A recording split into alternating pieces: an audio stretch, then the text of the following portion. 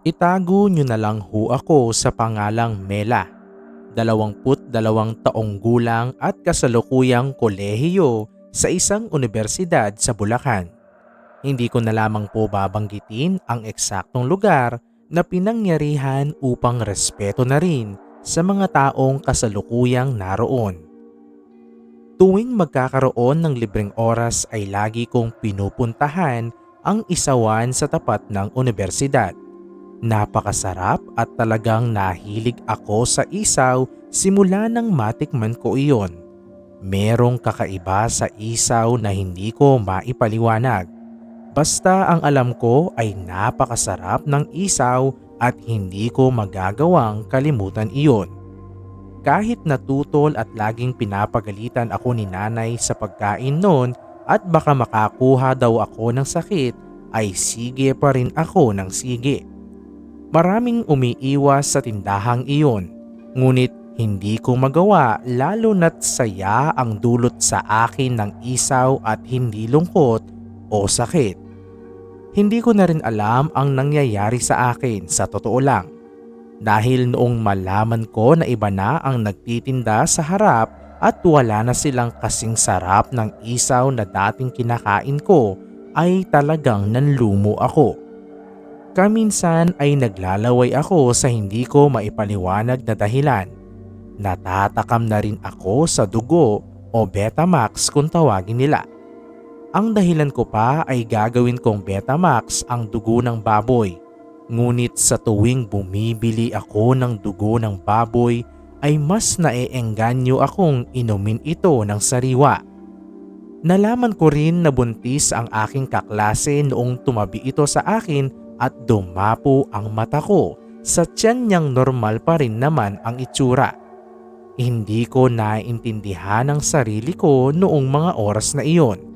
Pakiramdam ko kaya ko kinaibigan ang kaklase ko dahil sa nalaman kong buntis siya o kinaibigan ko siya dahil mahilig ako sa bata. Huy, aswang ka ba?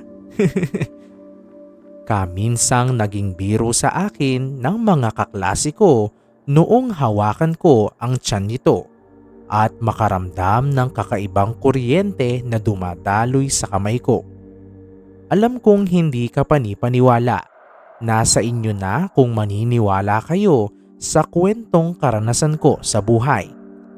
Kaminsan ay gigisingin pa ako ni mama sa gitna ng gabi dahil naririnig niya daw mula sa kanyang kwarto ang ungol ko na tila nasasaktan at ang pagsusugat ng braso ko na akala mo'y kinalmot ng kung sinong nilalang.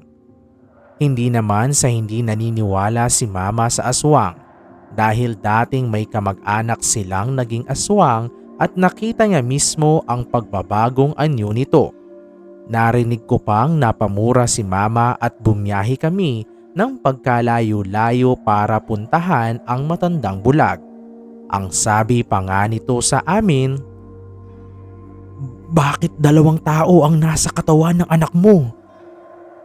Kaya doon na nanayo ang balahibo ko at halos gusto ko siyang murahin noong hinagisan ako nito ng tila tawas hindi asin.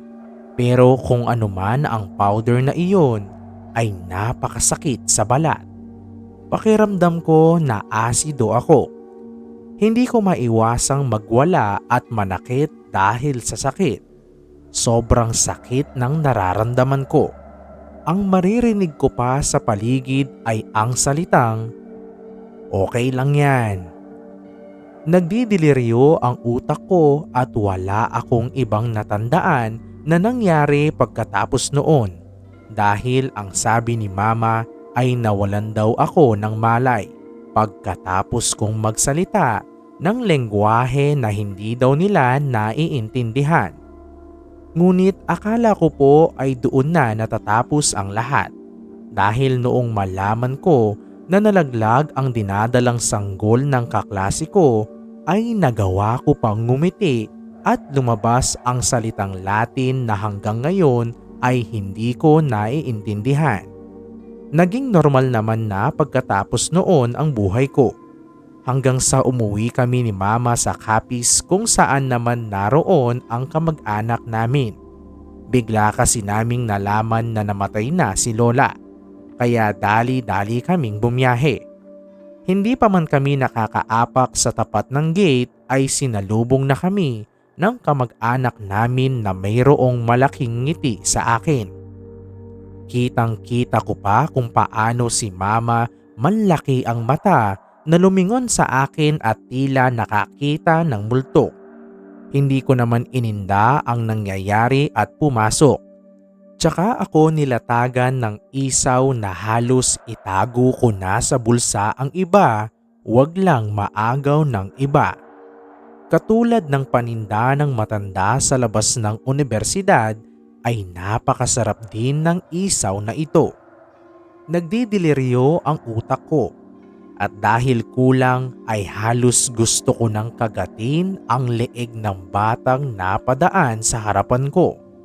Mabuti na lang napigilan ko ang sarili ko sa isiping iyon. Hindi ko na kontrolado ang isip ko.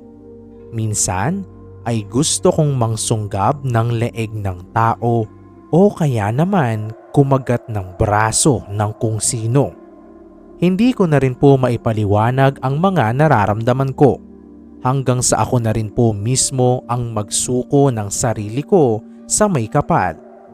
Pumunta po kami ni Mama sa kilalang simbahan, ang San Isidro Church, at talaga naman pong bago ako makarating sa tapat ng altar ay para po akong dahang-dahang dinudurog. Sobrang bigat ng mga paghakbang ko. Idagdag pa noong halos gumapang na ako at idinikit pa ni Father ang krus sa ulo ko. Doon na po ako tuluyang sumigaw sa sakit. Namimilipit at nandidilim ang paningin ko. Nakita ko pa sa likuran ko ang matandang nagtitinda ng isaw. Ngunit sa isang iglap ay nawala siya. Kasabay ng pagkawala niya sa paningin ko ay ang pagliwanag ng paningin ko. Marami pong tao noon dahil saktong araw ng linggo. Walang tumawa sa akin noong mga oras na iyon at kitang-kita ko po ang pag-aalala sa mga mata ng tao. 3 pari na po ang nagdarasal para sa akin. Nagbibiyak na rin ang sugat sa braso ko at mas nakakatakot po noong naramdaman kong lumutang ang katawan ko sa lupa. Masakit. Sobrang sakit po ng naging pagbagsak ko at naramdaman ko pong may nabaling buto sa bandang bewang ko. Solid tiles po kasi ang sahig sa simbahan.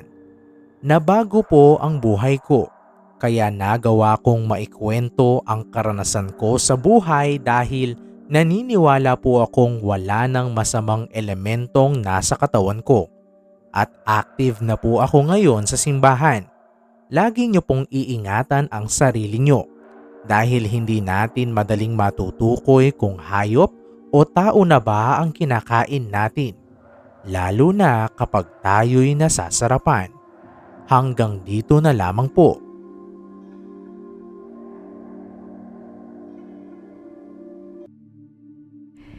Tawagin niyo na lang po akong Badong. Nangyari ito nung kabataan ko pa. Mga ilang dekada na rin naman ang nakalipas, subalit sariwa pa rin ito sa aking alaala.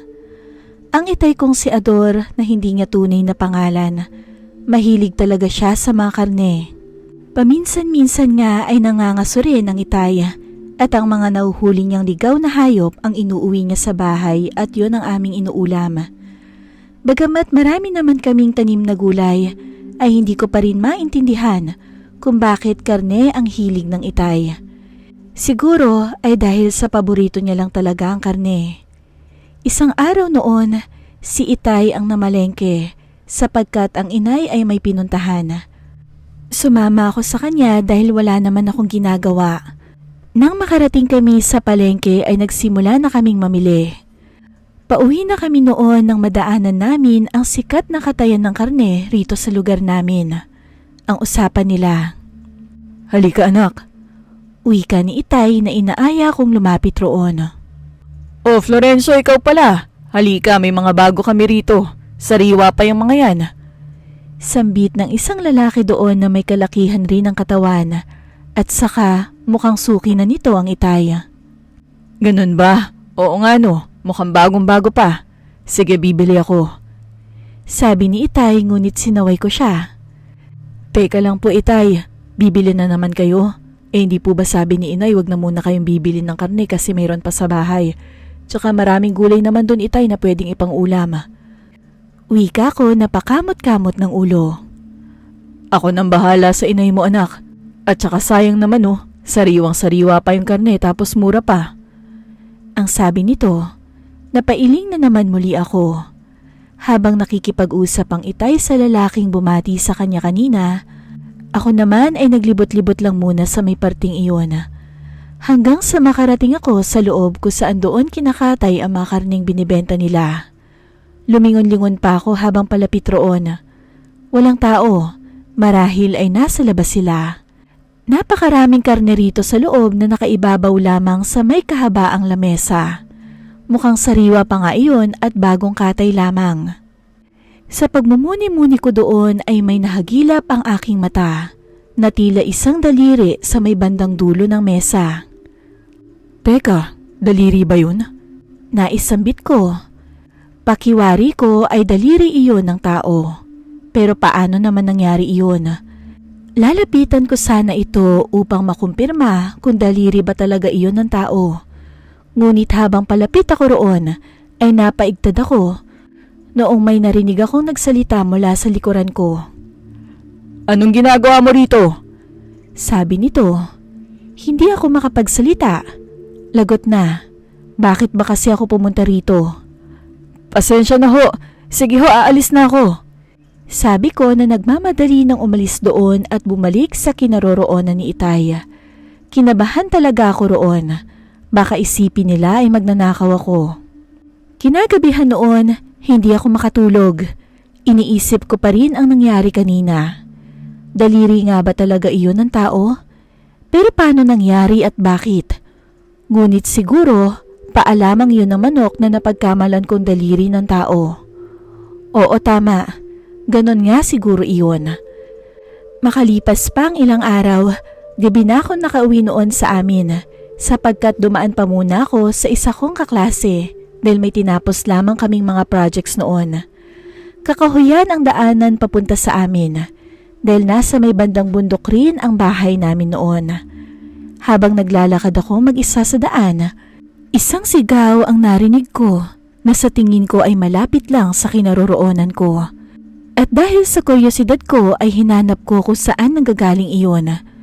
At laking gulat ko na makakita ko ng isang nilalang na mabalahibo ang katawan at mahaba ang bibig na halintulad sa aso. Ilang saglit pa ng mga oras na iyon, tuluyan na ngang natangay nito ang kaibigan kong si Sita. Gusto ko siyang iligtas at tulungan ng mga oras na iyon, ngunit wala akong magawa. Inunahan ako ng takot na baka ako naman ang pagbalingan ng nakakatakot na nilalang na iyon oras na tulungan ko siya. At nang dahil na rin sa takot ko, patakbo na akong umuwi sa amin na halos magkanda-dapa-dapa na ako. Nang makarating ako sa bahay ay agad ko itong sinabi sa mga magulang ko na naghihintay na rin sa akin. Itay, inay, si Sita po. Kinuha siya ng aswang. Nakakatakot po ang itsura niya. Tulungan po natin siya. Humihingal kong sabi na nauutal pa na sumbong ko sa kanila. Kinabukasan, pagka-uwi ko galing eskwela ay agad akong pumunta sa katayan ng karne na pinuntahan namin ni Itay at palihim akong pumasok sa loob niyon. Dahan-dahan pa akong naglalakad upang hindi ako makalikha ng ingay na ikakaalarma ng mga narito. Masangsang ang amoy rito sa loob gaya nung una kong pagpasok. May mga naiwang dugo rin sa sahig at mukhang sariwa pa. Umagaw sa pansin ko ang nakita ko sa may bandang dulo muli ng mesa. Lumapit ako roon at laking gulat ko na makita ko kung ano iyon. Halos masuka ako sa nakita ko. Putol na kamay ng tao. Paano ito nangyari? At kung ganoon, totoong daliri rin na nakita ko noon? Hindi ako makapaniwala. Dali-dali akong nagtago na makarinig ng mga yabag na papalapit rito. Nataranta pa ako noon kung saan ako magtatago. Handa na ba mga gamit? Rinig kong sabi ng isang lalaki na kung hindi ako nagkakamali ay siya ang kausap noon ni Itay. Sumilip ako muli sa mga nakatambak na sako na pinagtataguan ko. At nagulat pa ako na makita kong hawak nila si Sita. Siguro ay alam niyo na kung anong tumatakbo sa isipan ko noon.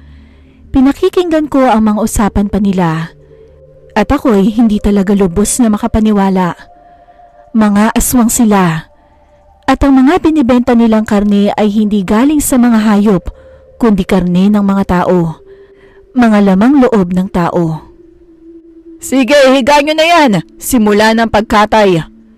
Sabi pa ulit ng lalaki na inuutusan ang mga kasama niya pa. Lumuluha na noon si Sita at patuloy na nagmamakaawa. Subalit tila bingi ang mga ito na walang naririnig. Hindi yata ito kaya ng konsensya ko. Hindi ako papayag na gawin nila ito kay Sita. Kabado man, ngunit lakas loob akong lumabas sa pinagtataguan ko. Dahilan iyon upang mapalingon sila. Lumapit sila sa akin at tinangka kong hulihin. Sinubukan ko silang labanan, ngunit ang kinahantungan ay nahuli pa rin nila ako. Marami sila at isa lamang ako. At isa pa, walang laban ng 17 anyos na gaya ko sa mga malalaki nilang katawan. Ikaw ang anak ni Florencio, hindi ba? Sayang, suki ko pa naman siya sa mga karni ko. Ngunit malas niya lamang sapagkat masyadong pakialamero ang kanyang anak. Wika ng lalaki na lumapit sa akin habang hawak ako ng dalawa niya pang kasama. Ang tapang mo naman, pero huwag ka mag-alala. Oras na makatay ka namin, ibebenta ko ang karne mo sa ama mo at ipapakain ko yun sa kanya. Natatawang wika nito, habang ako naman ay pilit na nagpupumiglas. Nang ilagay na rin sana nila ako sa isa pang mesa ay bigla na lang may mga nagsisigawang tao sa labas. Wala na kayong kawala, sumuko na kayo! Sabi ko na nabuhayan ng loob. Maya-maya pa ay naramdaman naming binabalot na ng usok ang kinaroroonan namin at rinig na rin namin ang pagliyab ng apoy. Nabitawan na rin ako ng dalawang lalaki dahil sa pagkagulat nila sa nangyayari. At doon na ako naghanap ng pagkakataon upang makatakas. Dali-dali kong tinanggal ang mga tali ni Sita sa kamay at saka kami sabay na tumakbo palabas doon. Subalit nakita nila kami at hinabol. Nakakandado ang pintuan kaya't hindi ko ito mabuksan. Kaya naman napilitan kaming sa bintana na lamang dumaan, malapit lang rin sa may pintuan. Pinauna kong lumabas si Sita at ako naman ang sumunod. Ngunit habang palabas na ako, ay nahawakan nila ang aking paa at pilit itong hinila pababa. Dahil rin sa kumakalat ng apoy at kumakapal na rin ang usok, ay halos mawalan na rin ako ng pag-asa noon. Sinabi ko na rin kay Sita na umalis na siya. Ngunit imbis na gawin niya iyon ay naghanap siya ng bakal na maaari kong ipukpok sa umihila sa aking paa. At salamat naman at nakahanap siya at iyon nga ang ginawa ko. Tuluyan na nga akong nakalabas ng bintanang iyon kasama si Sita. Kahit masyado na makapal ang usok ay pinilit pa rin naming makalabas doon. Nasunog ang katayan ng karne na iyon kasama ng 3 lalaki na hindi pala mga normal na tao. Ngunit ano pa man ang totoo, ay masaya ako nakalabas kami ng buhay roon kasama ng kaibigan ko. Ayon rin sa nalaman ko, may isa rin palang tao na nakarinig ng mga sinabi nila, kaya't nagmamadali itong nagsumbong sa mga tao at nagkaisang sunugin iyon. Hanggang dito na lamang po. Maniwala kayo o sa hindi ay totoo itong nangyari. Marami kasing bagay sa mundo na minsan hirap nating paniwalaan, ngunit totoo. Salamat sa inyong pakikinig.